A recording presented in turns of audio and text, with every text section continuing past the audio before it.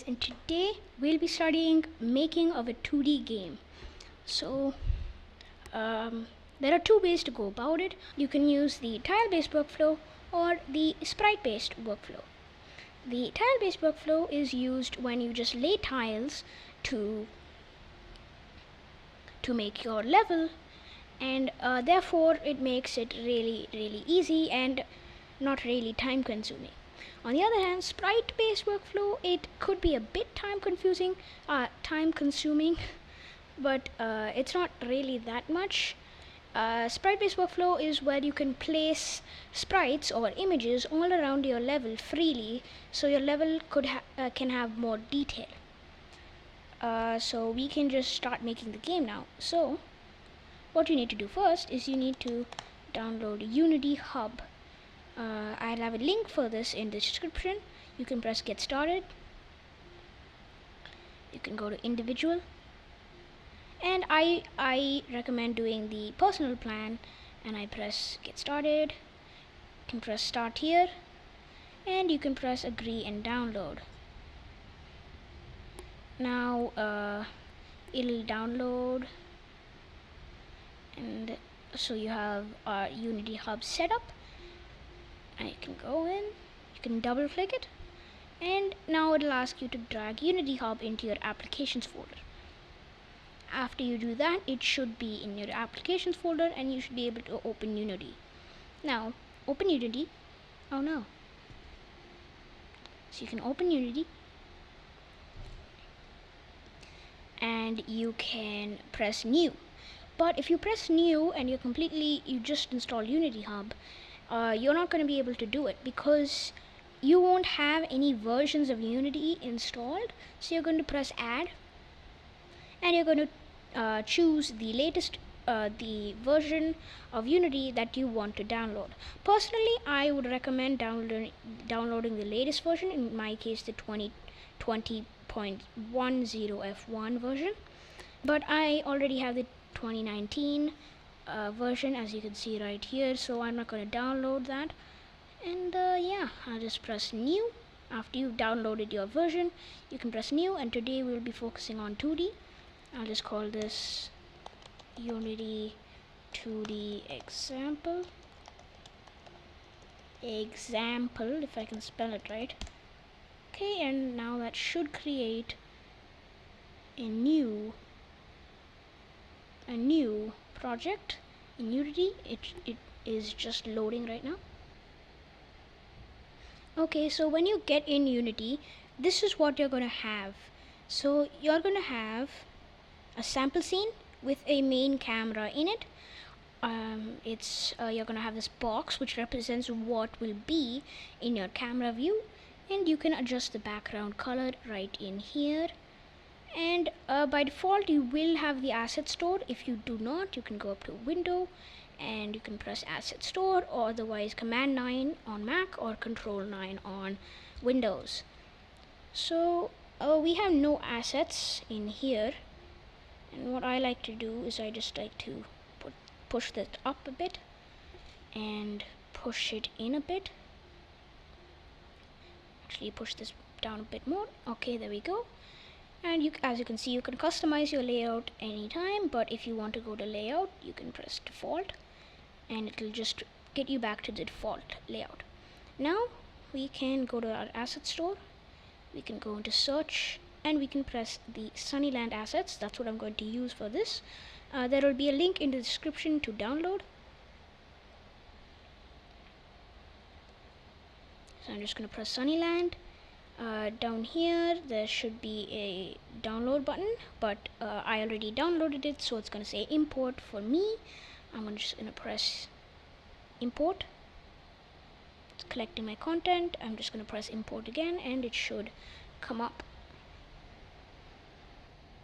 Okay, so now mine has imported. I'm just going to go to my scene, and now we can add a background to our thing. So you can go into environment, and as you can see right now, we have a background, a platform kind of thing. You have some props, and inside our props we have bushes and all that stuff. Now we have two things right here, tile sets and tile set sliced. Our tile set just is a bunch of tiles or sprites compiled into one document, and this tile set sliced lets you view each individual tile, and we can just drag them in order to make our level. But first I'm just going to make a background here. Just going to put this, I'm just going to make it so that it matches our game view camera, this box right there, so that I know that the background will be covering all of our game view. Okay, great. And now we can just start dragging in our tiles. You can make it larger by pressing the size 5,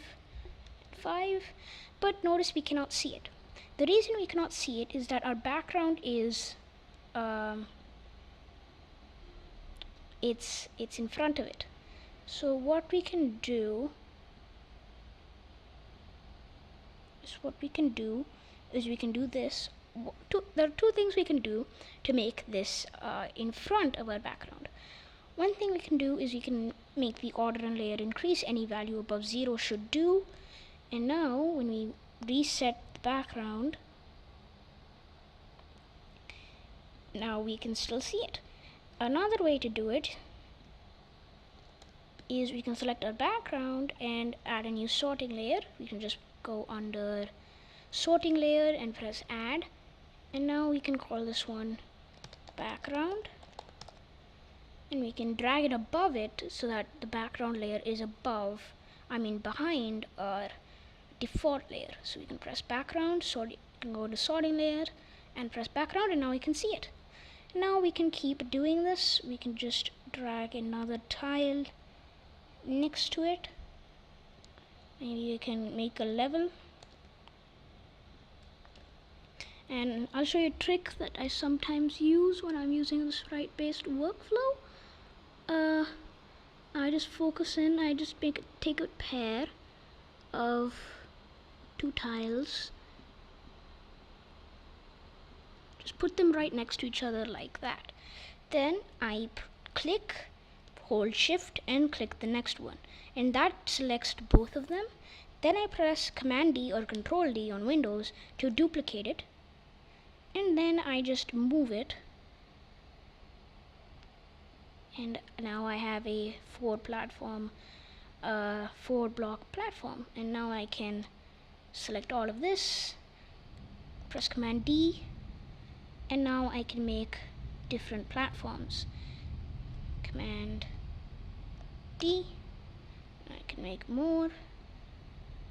See? Okay, I think that's good enough. And now we can drag in our players. We can go on the sprites, player, and we can go into the idle animation, take the first one and drag it in. We can make it a bit bigger, just maybe like a size 5, drag them up a bit. That looks good. And the first thing we need to do is we need to add a box collider and a rigid body 2D to our player.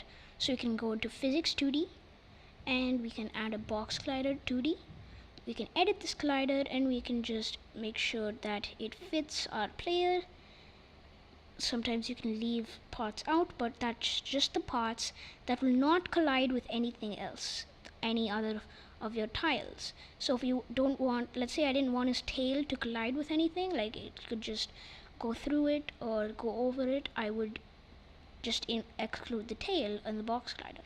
But I'm just going to include it, and there we go. But when we play the game, we see he doesn't collide with anything. In fact, he doesn't even move. So to make him fall, let's just make him fall for now, we can add a rigid body 2D. A rigid body 2D is just adding physics. It adds physics to our character. I like to add my gravity scale at 2, collision detection at continuous, and under constraints we're going to freeze the rotation for now. Okay, so that's just what I like to do immediately when I add a rigid body. And right now you can see he has physics, so gravity should push on him and he should fall. There we go. but he just falls right through these things. So what we would do is we can select our first platform. Oh no, we're selecting 5. We can select our first platform and we can add box gliders to them. Let's not add any rigid bodies because that will just make them fall as well. And we can edit the collider and we can see they are all perfect. We can do the same for all of them. Just add a box glider 2D to these things. And now if we go into edit mode, we can see all of them are perfectly scaled. Great. Now that's basically all you need to know on how to just make a level and add a basic physics to our character. And you could do this for other things as well. For example, if you had a coin sprite that is in the free platform game assets, there's a coin sprite, and if you just drag that in, it would, and added rigid body and box glider, it would collide with this as well. And one thing you could do, if you only had one of these animations, let's say you didn't have climb, crouch, hurt, jump, or run. These are animations because these are just a bunch of images which you put together. I'll explain that in a different video. But if you just had your idle animation and none of these were here, what you could do, if you only have one animation on a character, what you could do is you could shift click all of them, select all of them, and drag them in. Now it's going to ask to save it as a new animation. I'm just going to call it Fox animation, and you can save that, and we can just scale it up a bit. We can scale it to 5, and if we play this, we can see this idle animation actually plays, and that looks pretty cool. And that's basically all you need to know, and I'll see you next time. Peace out.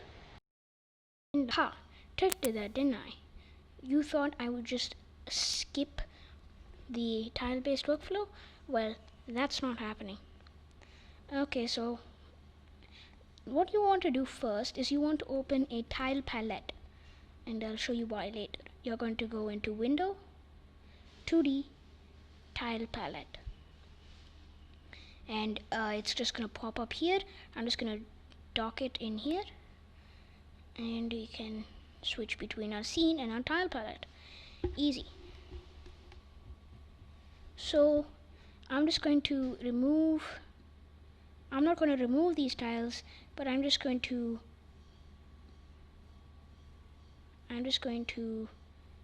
shift click and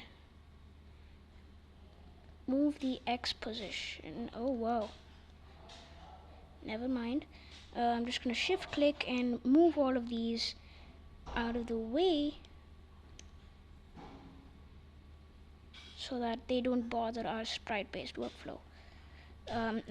They don't bother me teaching you. There. Now we can open our tile palette. So we just double click here. We can go into 2D object, go down and press tile map, and now that creates a grid. If we select it, now we can see we have a grid here. And the first thing we want to do is we want to create a new palette. Let's just call this my palette, and we can just choose a folder to put it in, and now we have my palette in here. And now we can go into our environment, to our tileset slice, and we can shift select everything in here, and we can just drag it in. Can choose a folder to put it in, and now it's just going to generate our tile assets one by one. There's 128 of them in here, so it's going to be a bit long. Okay, we're almost done, and there you go. Now we have to select the brush tool, select this, and go into our scene. Now you can see this is way too small, and the reason is these are if you select this, these are 16 by 16 tiles, but in our pixels per unit we have put 100, and we have to put this at 16 in order for it to be the same size. And now we can press apply, and now these are really big, so we're just going to have to delete them. You can double click and press delete, and now these tiles are the exact same size they should be. Now we can lay them out, click and drag, and we can lay them wherever we want. I'm just going to make a nice ground here.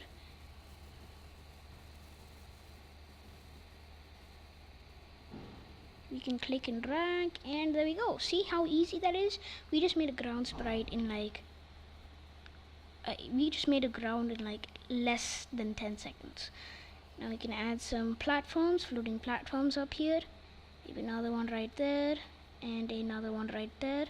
And that's all for the sprite-based workflow. It's really easy, and if you just want to do that, you can do. If you just don't want to use the brush tool anymore, you can press the mouse tool, and that just does that. And now you don't have to place anything else. And now that's all you need to know. Peace out, guys.